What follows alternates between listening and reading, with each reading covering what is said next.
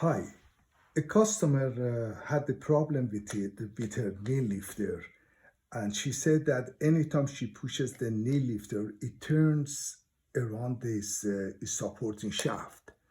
The reason that is doing that, that shaft must be a cylindrical shaft like this. So in order to eliminate the rotation, set your foot lifter the way you want and use a magic marker and mark where this set screw is going.